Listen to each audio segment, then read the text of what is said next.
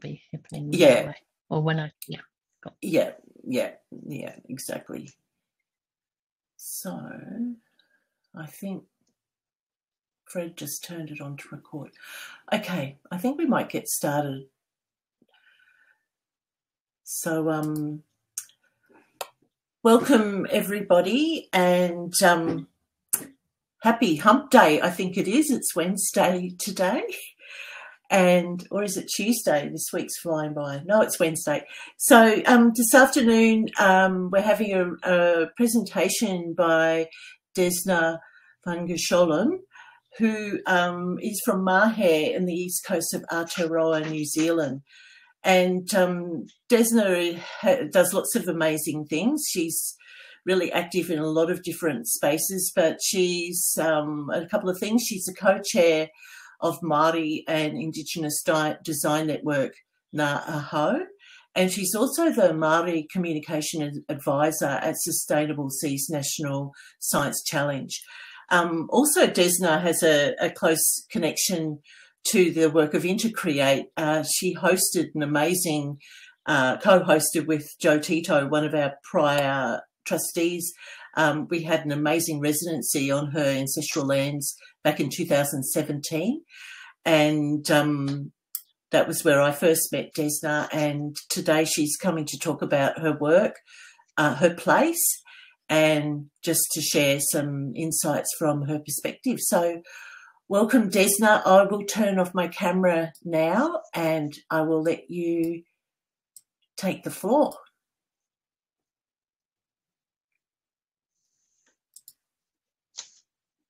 Kia ora koutou, ngā mihi nui, ko rongmai wahine me kahungunu me ngā te pāhuera ngā iwi, ko ngā tahu matawhaiti tōku hapu no mahia hau, ko taiporutu tōku kāinga tūturu, ko taiporutu tōku maunga, awa, moana, ko taiporutu tōku papa kāinga.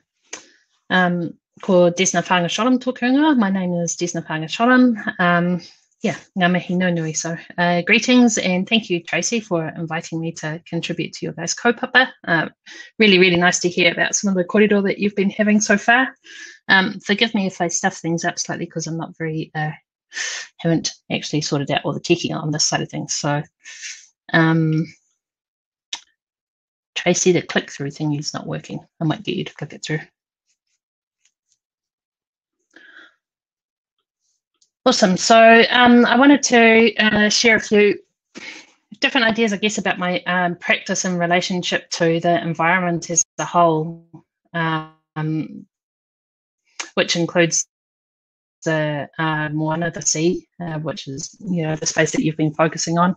I guess as Indigenous, one of the key things that I wanted to have a kōrero about is the concept that we are related to place. I've mapped out a few key driving kaupapa or philosophies that we have as Indigenous peoples of New Zealand around around our connection to place, and also the ways that we go about doing our work. The image, for instance, in front of you is from the treaty claims research that I did in sort of 2012 through to 2014. I worked on these. So our treaty claim in New Zealand, which hopefully quite a few of you are familiar with, is our constitutional document, which is from the first time that Māori within New Zealand made an agreement with the Crown, being Britain. So we're still working through all of our claims at the moment, and part of that claimant process is around mapping out our sites of significance. So our sites of significance are places that we've occupied, and that could be because they're food areas or because they're living places, or ancestral burial grounds, or I guess pathways between different places that we've occupied, battle sites, any of these things that kind of make up our culture. I was fortunate enough to be able to do some of the research around that alongside my hapu and my iwi.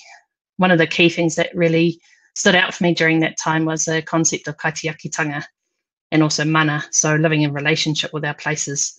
The Kaitiakitanga concept is actually used in our Resource Management Act, but it's kind of shallowly translated as a guardianship ethic rather than a living and relationship ethic. So our guardianship ethos is based on an eco-philosophical understanding of humans as an integral part of nature rather than as a separate element. It's an active practice. It's living in relationship with the land and living in relationship with te taia, so the environment, whether that's the sky or the seas or or our rivers or trees or everything within the environment. In respect of the individual is bound to the relationship and contribution which one has made to the community. So our guardianship of place is indicated through a concept called mana. Mana, which can be identified as authority and prestige, also has a number of different dimensions, including the wairua, so the spirit of our ancestors, the relationship to Māori, so the life force of the environment, and the wairua, or the spirit of the individual. All of these things are connected. So if someone is to adhere to tikanga, which is our right way of doing things within a community, you need to respect and uphold the mana of all of those that are involved. So living and operating in relationship both with your hapu, but also with the environment. Can you flip to next one, Iho?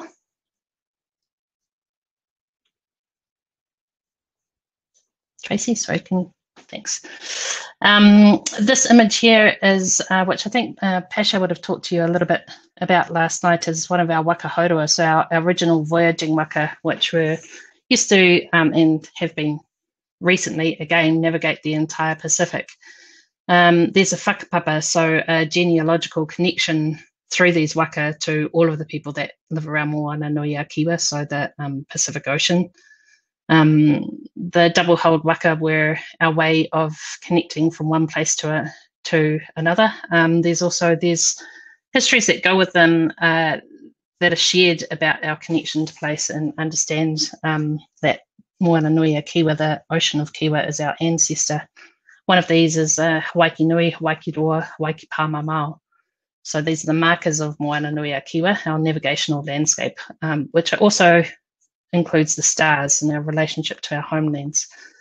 The idea of whakapapa it's often basically translated as genealogy, but in its broader sense, it's the conceptual matrix of mātiranga Māori, so our knowledge systems, which relates environment and people and events and place. Tangata whenua or tangata moana, so people of the land or people of the sea, have a relational and process-based way of approaching the world. And pretty much all of our knowledge, recording and creation is approached through establishing and maintaining connections. So whakapapa is being described as a way of thinking, a way of learning, a way of storing knowledge, a way of debating knowledge, and it's inscribed in pretty much everything that we do. Next slide, Tracy.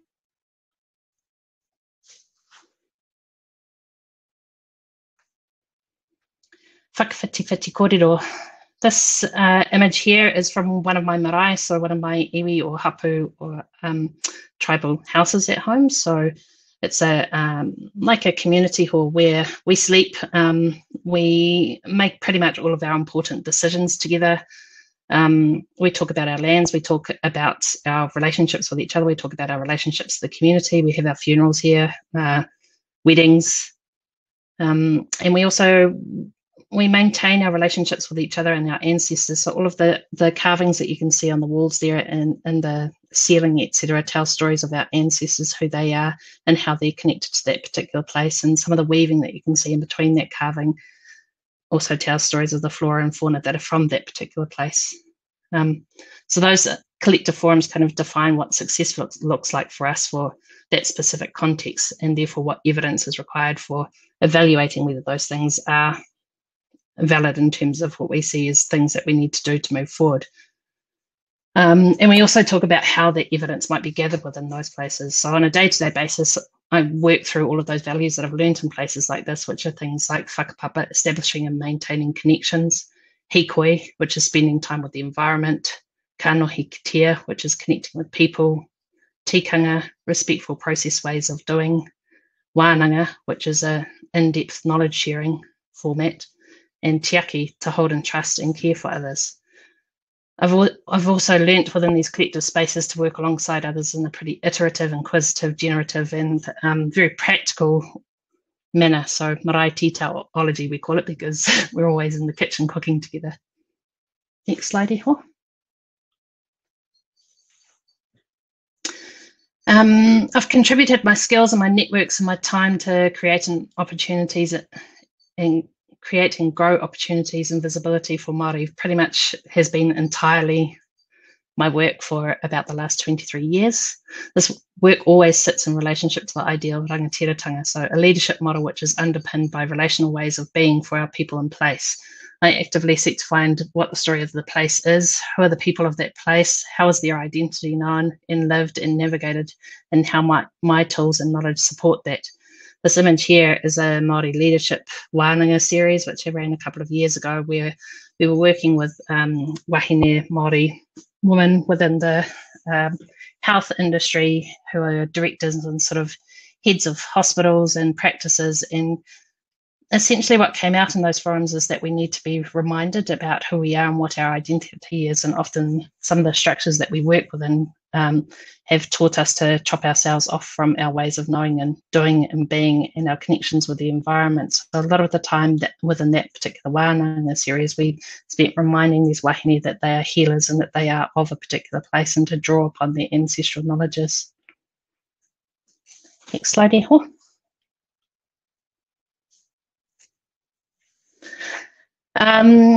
So this is my work from the Sustainable Seas, which Tracy spoke about earlier. I've recently taken on a role with the Sustainable Seas National Science Challenge. Really honoured, actually, that this came across my desk and that I was offered the position.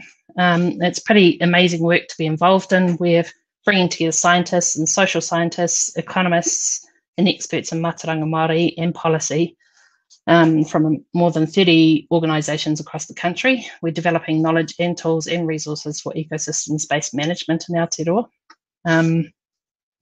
Coined the term EBM as a holistic and inclusive way to manage marine environments and the competing uses for, demands on, and ways which New Zealanders value them. So the knowledges and tools which we're developing will be useful for marine resource managers, Māori, industry and communities. They're going to help us assess impacts on marine ecosystems and associated resources, activities, values, and cultural significance. And you will notice that I was reading that out, and that's because that's said by our director, Julie Hill, who is much smarter than me. I draw all the really nice pictures of everything that the researchers are coming up with. So it's been a massive learning journey for me so far, but I'm really appreciating the time to be able to use my skill set again, which is more the visual side of things and storytelling to bring to life the research which has been shared. Next slide, Eho. Going back to that concept of Kaitiakitanga, this paper, which I will send you guys a link to, is one of the first papers that I read from the material that's been produced by the Science Challenge, and also one of the deepest papers that I've had the time to look through and really consider since I started the work. So Anne-Marie's paper, Hui Te Ana Nui, discusses Tangaroa, who is the sea god or the sea ecosystem, discusses his house under the sea. And also within that narrative, how we relate to the sea in terms of, we being Māori relate to the sea in terms of our value system. I mentioned before the concept of Kaitiakitanga. Yeah, it's been used a lot in the Resource Management Act here, but it's only really been used as a preservation or guardianship type of concept. And so the Hui Te Ana Nui, this particular paper from Anne-Marie, talks about the other aspects of Kaitiakitanga. So you've got things like the spiritual concepts and values behind that, taonga, so things that are precious to us, the sustainable management, conservation and protection, so that one is the one that everybody kind of knows about, but then there's also, you know, the human aspects to it and non-human aspects to it. My work is pretty much focused on giving more visibility to the Māori researchers' work. So we've got an excellent, really wide-ranging, really innovative and very knowledgeable community of Māori researchers working alongside a lot of different levels of the New Zealand marine space. So we've got communities, tribal authorities, economic bodies, local councils and central government. And yeah, I've got the humbling and very fortunate role of reading their research and jamming ideas with those guys about how we might give their work visibility where it can be given greater effect. On the left-hand side there, that reef that you can see pictured is at Taiporitu, which Tracy spoke about earlier, where we hosted scans in 2017. So that's my home, which is also that first image that you saw. Next slide, Eho. So yeah, going back to Taiporitu, this is Taiporitu. My ancestors have occupied this particular place on the coast for 21 to 26 generations. I know the first 21. I'm a little bit blurry after that, but I do know sort of back to 26 generations where there was Rua Wharo, who was the tōhunga on the Takitimu waka, so the double-hulled waka or canoe that you saw earlier, the original Virgin waka that landed here at this spot on next to our reef there, where you can see the two sandy coves.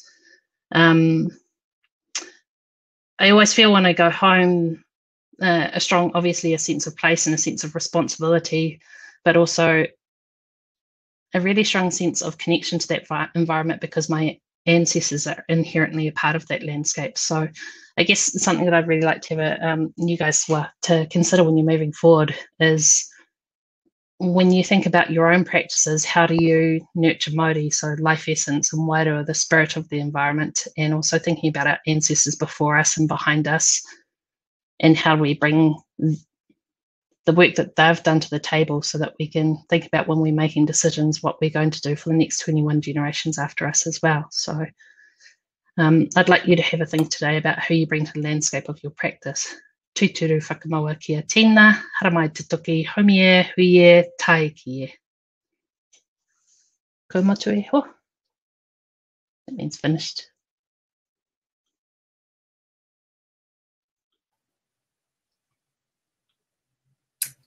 Kia ora, Desna. That was really lovely. And I understood 80% of the reo, so I must be getting better. Excellent. We like that. Yeah. So what we'll do now, everyone, is I've got a couple of little questions for us to share a bit of a conversation, and then we'll open up for everybody else to join the conversation with Desna and I. So I hope that suits everyone. I really loved your invitation at the end because in the background, Fred and I had been having a bit of a conversation about how do we, Pakeha and settler people, how do we have that respectful and authentic connection to country? I know that that's something that in Australia that I've experienced myself, and I've also, at least one participant in the group expressed a similar thing. There's tension where, like we're born into a country, the people of that land have been dispossessed. There's work happening to reconnect and raise up the Māori and the mana of the original people to the land.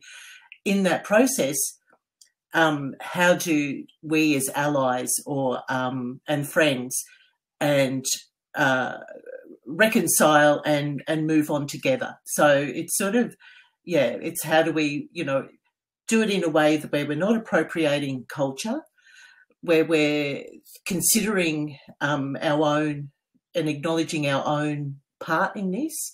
But I'd really like, these are things that I actually think a lot about, as you know. And but I'd really love to hear from you, what insights that you might like to share with the group around some of those ideas.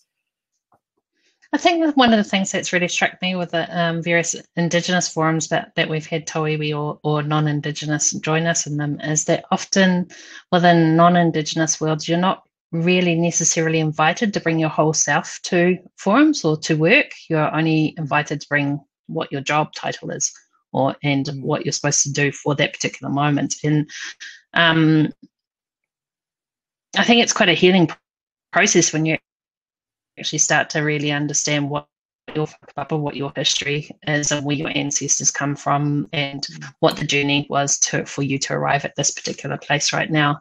It puts you in it does put people in a different frame of mind about what their timelines are, which is why also I was reflecting on the 21 generations to Taiporitu and then 26 back to Rua Wharo.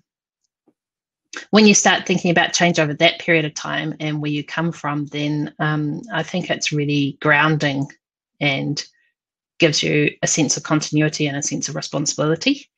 and that it's not just about your job. So yeah, knowing those sorts of things about yourself can be really healing, because you need to know yourself before you can work alongside somebody else. Obviously, if you don't know your own culture, then how on earth are you going to work alongside somebody else's culture and do that with respect? I think another thing too is just which must be the type of people that would be wanting to be involved in the work that we all do, is what is your purpose? If you just picked up these tools to earn more money, then maybe that's not, then you wouldn't be sort of thinking about, how do we care for the planet and how do we work alongside Indigenous? Obviously, you've got a greater purpose than that. So understanding what your purpose is and what tools you've got that you can bring to solve that particular issue is really helpful and really practical, because whatever you've learned, I'm sure it can contribute to the kaupapa or the philosophy or the thing that you need to change if you really think about it. And if you don't know how to solve that particular thing yourself, then also reaching out to others. So don't get like boxed in by what it is that you do, kind of thing. Like think about if you're working with an Indigenous community and they ask for something, you might not know how to do that, but you probably do know somebody else who does. And so, trying to think outside of the square too. Don't just be your job title.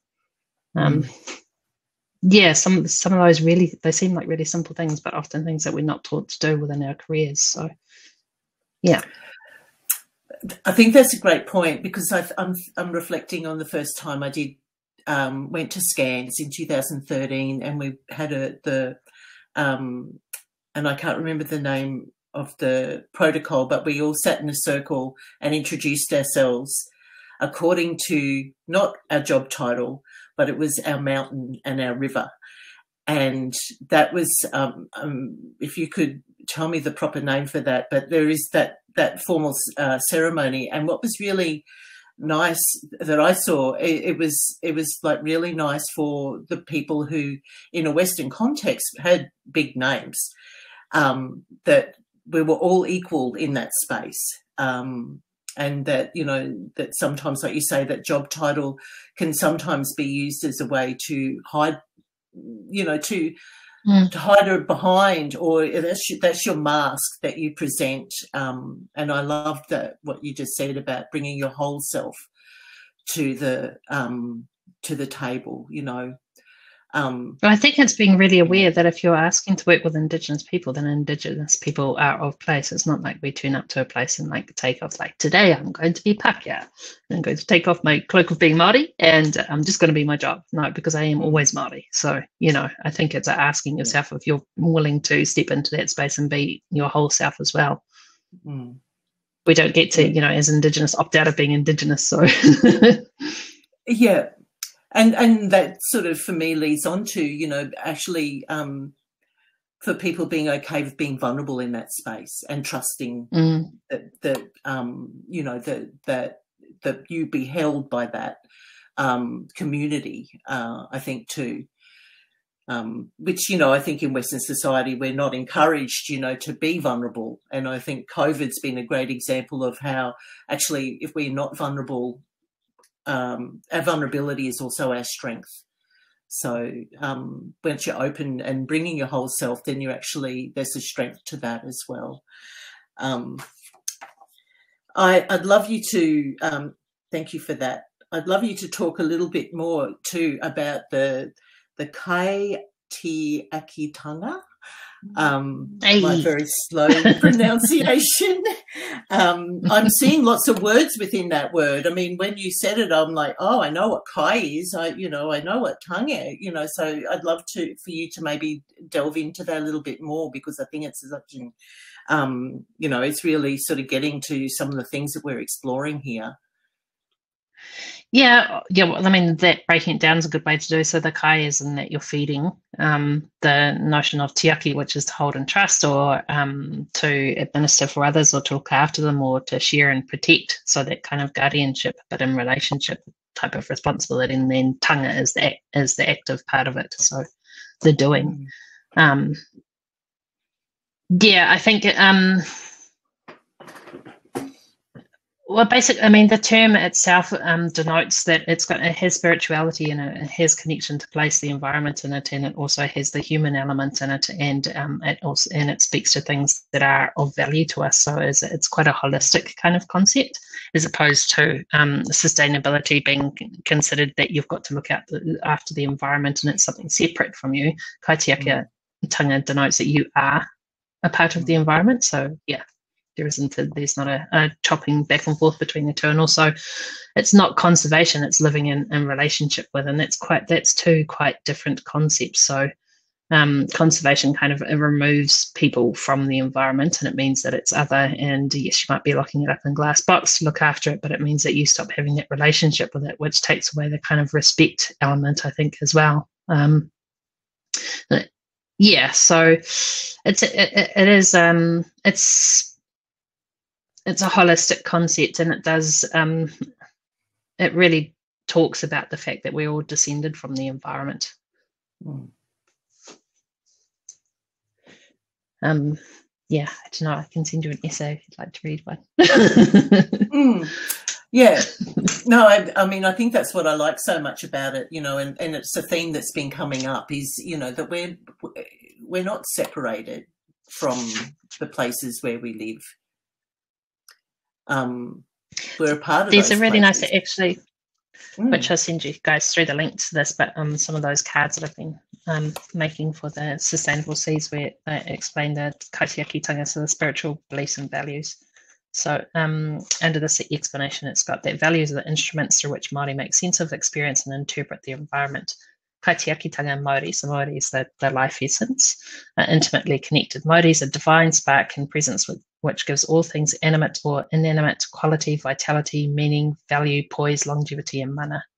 Each kaitiaki is imbued with mana. So man, being descended from the gods, is likewise imbued with mana, although that mana can be removed if it's violated or abused. So the respect aspect. There are many forms and aspects of mana. Of one is which is the power to sustain life. So Māoridom is very careful to preserve the many forms of mana that it holds. And in particular, it's really careful to ensure that the mana of Kaitiaki is preserved. In this respect, Māori become one and the same as Kaitiaki, who are, after all, their relations, becoming the minders for their relations, that is, the other physical elements of the world. And as minders, Kaitiaki must ensure that the Māori, or life force, of all of their taonga, so all of the things that we valued, is healthy and strong. There's some really nice, beautiful concepts in that particular paper. And I think, one of the things that really resonated too with that kind of sense of that way of looking at things is the storytelling element, that it resonates with you, and that it's, you're more likely to remember it and feel a strong connection with it if it's told through pūrākau or storytelling rather than sort of like a list of facts and bullet points, I guess. Yeah, I definitely agree with that. And your point earlier too, about your own story and connection reminded me of something that Tehurangi said at one of the first scans as well, that, someone asked, so how can we connect with, in Indigenous knowledge, how can we understand more? And he just very simply said, you need to look at your own lands and your own ancestors.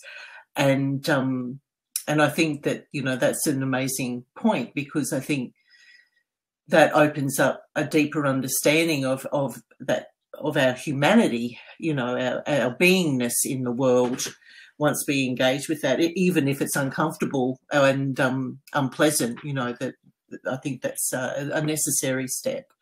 And I say that because in my own ancestry, I had a great-grandfather who was a Queensland cop. German, and so that's sort of that part of my family, it was always we don't talk about Germans. It was like, but that's part of the bloodline. It doesn't mean that line in itself is a bad thing. That person may have done bad things, or the bad things happen in that history, but intrinsically, as a society, or as a what am I trying to say here? If you go back far enough, there was a way of being in the world that, was not embedded with all of those layers of things that shape that way of thinking about, oh, that's a person here, that's a this, you know. It's like, yeah, I'm not expressing myself very clearly on that. But yeah, I just thought that for me personally, that's been very helpful to actually go back and actually, you know, be looking at my own ancestral linkages, as you know, and Mahe was a really, for me, opening on that level too. There was something about the residency that was very much, maybe it's the way that we just focused on process, and it was all about connection and all about just being with each other and connecting with the place, and the host, the way that you hosted the space, and, you know, going to the wānanga, and all of those things all contributed to it, offering up a safe space to actually consider some of the stuff that that came up for the group, because I think that most people found that to be really quite a profound residency. I certainly did, and, you know, and sort of just such. It's a purposeful change in pace, though, because I think even with a lot of our residencies or retreats, or we're always working towards an exhibition or some kind of output, you know, or a publication, or you know, the next project, etc. And so to actually just give ourselves enough space that the main thing is about us. In that case, building relationships with each other, and building relationships with place. And that was what was needed. But then from that, because we spent that time together and that time with that place, and you know that there's going to be a whole lot of projects that I'll see later on, but not having that deadline driven, got to be an output, you know, worshipping at the temple of productivity kind of stuff going on, it changes the pace. So, yeah, I mean, that was really important for me to do that at Tai Pōritu. There's always going to be time for making things later on, but, you know, initially it's really good to just establish those relationships with each other. Well, I think there was a huge amount of creativity that even happened over that time anyway, but it was just really spontaneous and sort of went with the flow. I'm noticing there's a few things in the chat, so I'm thinking that we might actually jump over to the group mode. Fred, are you happy for me to do that, Desna? Yeah, sounds good.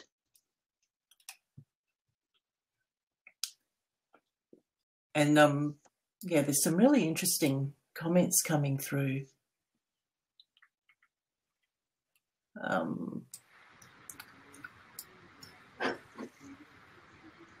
Hi, everyone. So Fred said, our ancestors are beyond genetics, and I guess I am not even the place where I was born. I feel local people, ancient generations, as my ancestors also. I think that's a nice thought. And when we see Lisa Roberts' presentation, she talks about our ancestors being the krill. So I'd love your thoughts on that, Desna. Well, yeah, I mean, there's sort of, I think that second image that I showed, there was a moanga or a mountain in the back, which we call a whale, and there's sort of there's a story behind those as well. Yeah, and we do, have similar sort of narratives about them being our ancestors, and they're also our ancestral stories and our connection with place. So probably a lot of us have those kind of stories if we're in our home territories. And Richard put an interesting comment in the chat, and he says, the thing that so many people in England, myself included, have real trouble connecting back in any depth over more than 5 generations. Also, the idea of indigeneity has been co-opted here by some very nasty right-wing nationalists for whom the question is, where do you really come from? So it's that, which I think is interesting because, you know, Des, as you know, I work with runes, and people have said the similar thing to me, that they're aligned with right-wing white supremacists. So that's sort of vexed, isn't it? I don't know. I mean, to be honest, more recently, I've just, unless they're actually causing you immediate harm, I more and more err towards that. Just don't give it any energy, you know, like work with the willing. You don't have to change everybody's minds, but it's really nice when you meet other people that are like-minded or that are, you know, at least similarly minded, that you can build better things with if we spend all of our time reacting to those that choose to hate. I don't know. I've just been steering away from that rather than participating in it, because there's so many other people that are a hell of a lot more interested in that that are doing really good and meaningful things. I mean, excellent. Anyone from the floor want to ask a question? Hamish? Kia ora, Desna. Can you hear me? Yes, kia ora. Desna, it's with a little bit of jealousy that I listened to you. I left New Zealand in 1986. David Longy had just got in. The Treaty of Waitangi was just about to be sort of revisited. And I've been here in Australia for over 30 years. And I think it would be fair to say that over the last sort of 20 years, I've sort of worked quite heavily with a number of sort of Aboriginal communities in the work that I do. But, I look to New Zealand now and I kind of gasp in terms of kind of how quickly things have moved and how proactive you guys have been in terms of the language and the whole Maori culture there. It's so exciting, and I've lost kind of connection with that being here for 30 years. So I'm really reminded of that when I sort of hear you talking. But I'm in this kind of odd place at the moment, Desna, where I've worked sort of for quite a long time now in what we call sort of locative media, which is what this is all geared around. And so I've sort of taken my skills from radio production and oral history, and I'm now working, building what you call place-based immersive experiences on country. And so I've just finished, for instance, working with Githabul, Bunjalung, Anawan, Dungurri, Kamilaroi kind of elders with building place-based stories in national parks. And we're kind of one of the first sort of organisations to really be doing this through the platform that we own. And I think there's a really kind of complex set of sort of questions here around locative media. I don't know if you know much about locative media, but it's an extremely exciting new platform for, I guess, placing based stories and voices back on country and having people kind of engage with those. And I think in Australia here, there's a resonance with placing stories and voices back on country. I think that's like no other country in the world, because there's such a long connection with places here. But I think there's a really kind of complex set of questions here around this idea of kind of appropriating material and disappearing voices and stories and culture. And I kind of understand that there's this thing which I think in New Zealand you've been very proactive about, and that's this idea of the digital sovereignty. And I'm kind of curious to know, what sort of line would you strike here? Because I would suggest that probably a lot of the material that I'm recording with community, if we weren't doing it, no one else would be doing it. And simply dozens and dozens of kind of stories and voices would literally disappear from the digital archives. And then on the other hand, I think there's an emerging awareness of this idea of cultural appropriation that's going on.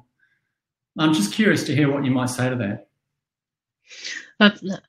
Presumably you've got permission, yeah? If the elders give you permission. Completely. Yeah.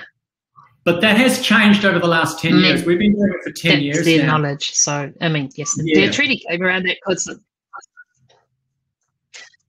there is actually a treaty claim here, the Y262, which is the flora, fauna and knowledge treaty claim. So, yeah, I mean, your easiest rule of thumb is what do the elders want and who are they happy to share that with? And that's the important thing. So, as long as you've got their sign off, I think that's their call. In general, the broader picture around appropriation, I think it comes back to who is benefiting. Have you been asked? And if you're not from that particular place, then either only do it if you've been asked, kind of thing. Otherwise, you're just kind of in there mining resources that are not yours, kind of thing.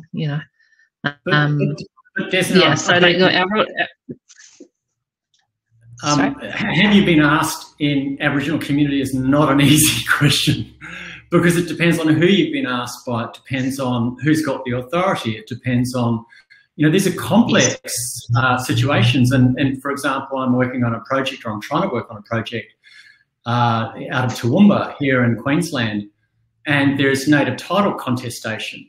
And so different groups are contesting for native title.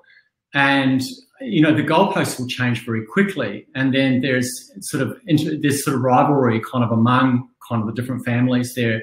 It is a very complex situation to because they're humans. It's not like they all agree. Of course, it's complex.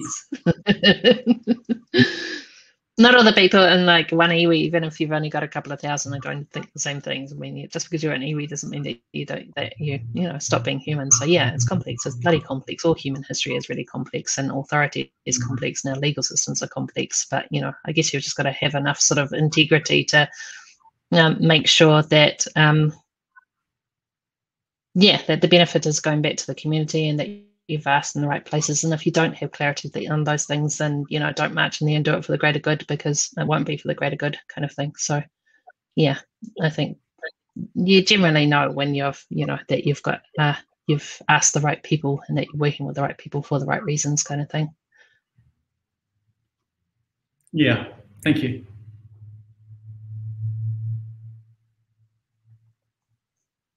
But yeah, I mean, when you're talking about the elders there, it's the knowledge systems. It's just the timescales that you're working with there are immense. That occupation of that particular place for that long, kind of thing, really are people of that particular land. I'd be incredibly humbled to be working in those kind of spaces. Yeah, it's very humbling, and it's also really concerning too, because a lot of people which we've recorded now have passed away. I mean, sound trails could almost be called, dead people stories. There's so many dead elders now who are in there, whose voices are in there, from things like the Mile Creek Massacre site in New South Wales through to Aboriginal fringe camps. And there's so many elders' voices that are written into that. And I think as we continue to sort of realise that this is such an interesting terrain to work in, we're also fighting for our life to survive as an organisation. And if we work at sort of a grassroots level, we cannot support ourselves commercially. So we've got to step up in some ways to be a commercial sort of project. Otherwise, we just simply die. And if we die, then all those voices that are connected to those places and have the goodwill of the community will also die. Hamish, I'm sorry, I'm going to jump in on this because I think that you raised a couple of questions in my mind too, because I think in Australia you've done amazing work, but there's other organisations that have been Indigenous run that are also working in that space.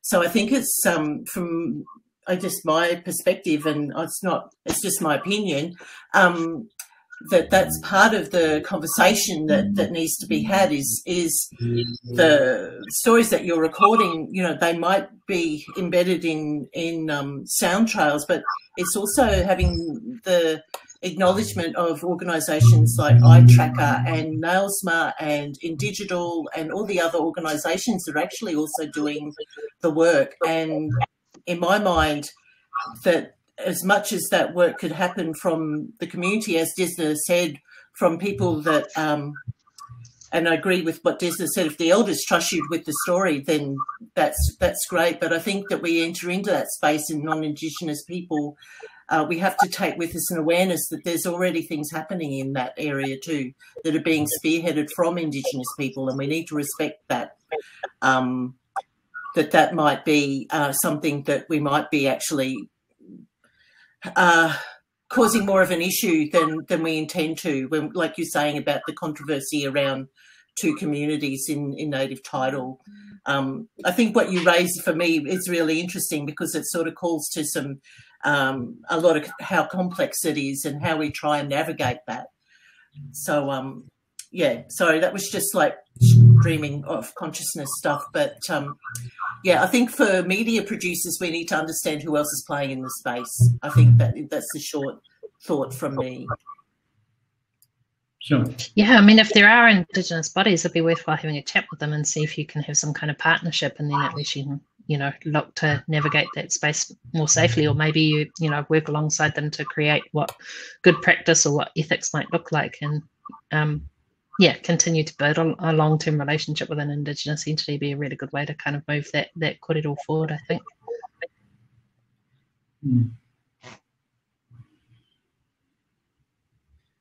And I understand that to get to the knowledge, you have to be prepared in a certain way. You have a certain protocol to get access to the knowledge. So how could we replicate this protocol with digital media? I just have the feeling that to get to the story, you have to be at the place and prepared to receive this knowledge. It's not just pressing a button and listening to an audio file.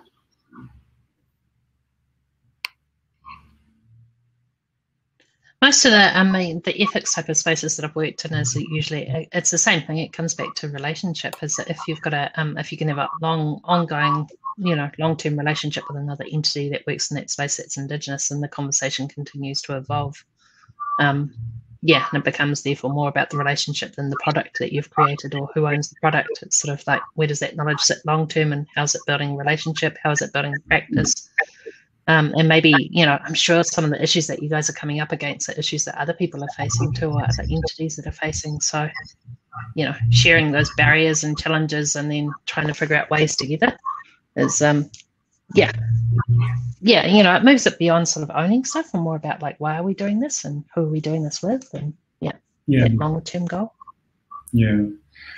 It'd be really interesting to see in one of these forums, Tracy, a discussion around this issue, around digital sovereignty, around place-based locative audio, particularly locative audio, I'd say, because, images and video and stuff often have copyright smacked all over them, whereas locative audio and voices and the stories, that's really where the power in some ways of this locative stuff really lies, is those people's connections to those places and those intrinsic relationships and those connections that they have to each other that are place-based.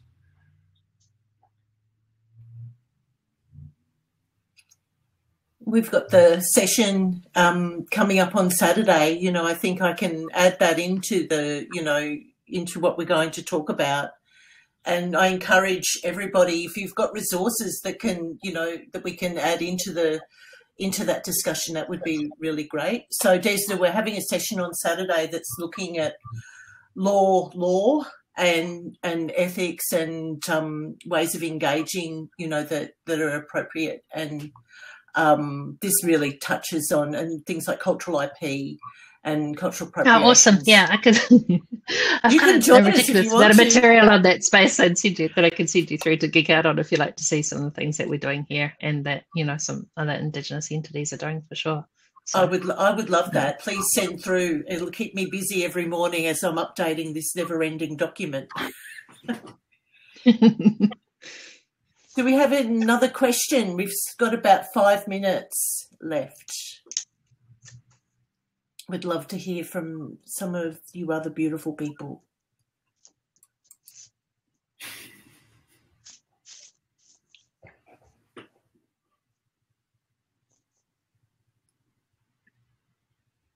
Must have answered all the questions in the world. Done. Hey.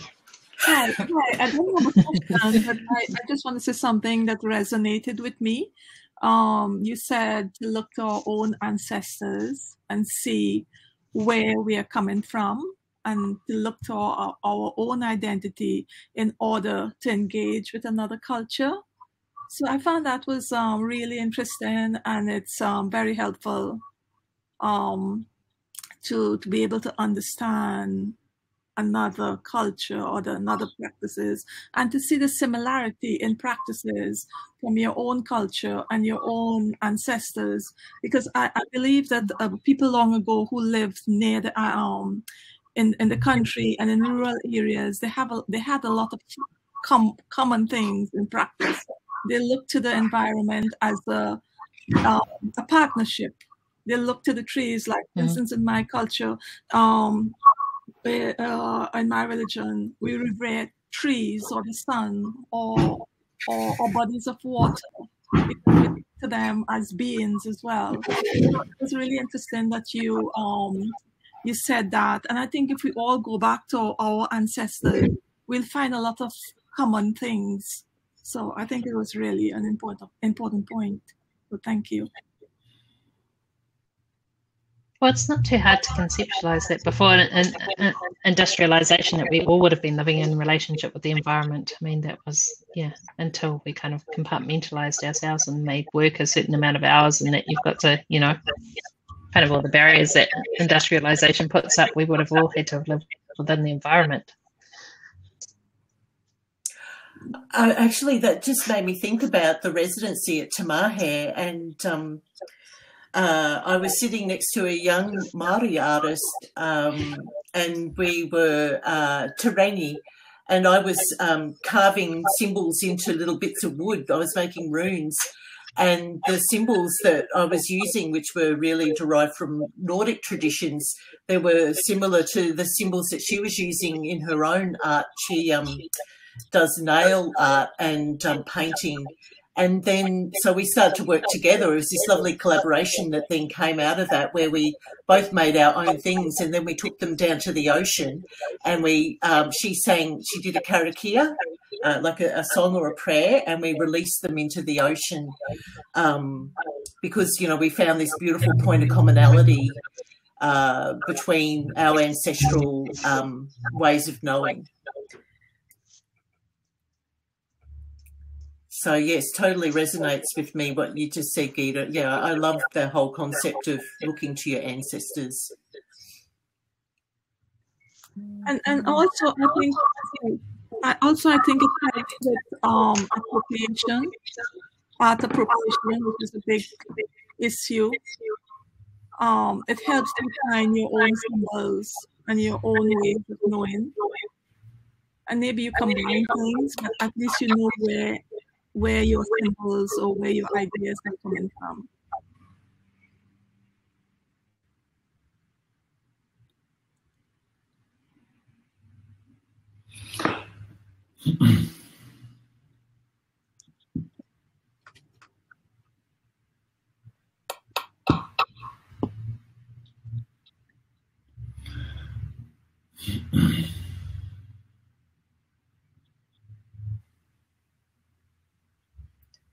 There's some very interesting chat coming through.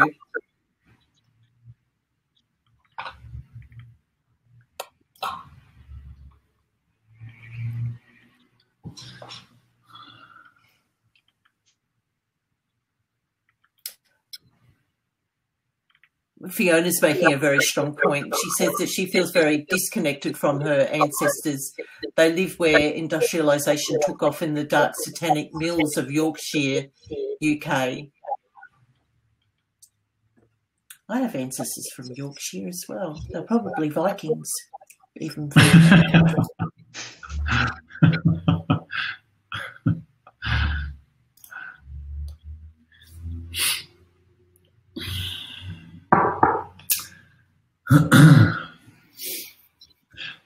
Tracy,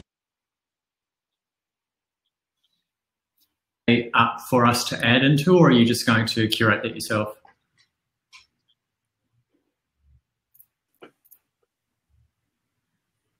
Sorry, I missed part of what you said. You talked about a conversation on Saturday about law, and you said that maybe you could add some stuff in there. I'm just kind of not aware of how it's being run, but is there the opportunity to throw some new things in some of these conversations? Absolutely. This idea actually came from one of the participants. So this is really a chance for us to have a discussion amongst ourselves and share some resources. And this is horizontal learning. We're all learning from each other and some of these things. So yeah, if you've got things you'd like to bring along for that, Hamish, that'd be great. Sure. Yeah. What time on Saturday is it, Tracy? AEST. 5:30. 5:30 p.m. Yeah, okay. Did we lose Desna? Yeah, she's done a runner. One of the reports, which might be a bit large, but I could. Oh, no, you're still with us. One of the reports, which might be a bit large, but I'll send you a link, which is this one, which is called Stemming the Colonial Environmental Tide. So Māori governance jurisdiction in the marine space, which is a thing that I've been reading a little bit of lately and summarising into posters, but I'm happy to send you Rob Joseph's report if you want to, have a look at sort of the legislation space when it comes around to Indigenous and the marine space. Bedtime reading. I mean, it's a massive book, but there's loads of things in there that are really, really good little bits and pieces to read too.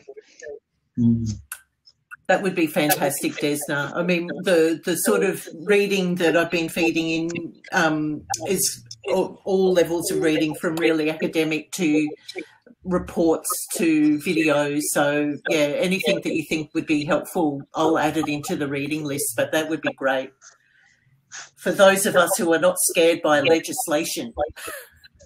Yeah, for sure. And if you guys, if you have questions afterwards, so feel free to send them through. So, yeah, I don't mind a bit of chit-chat. Cool. That sounds really great. So it's 5:02. Does anybody have a last question for Desna before we let her get back to her evening?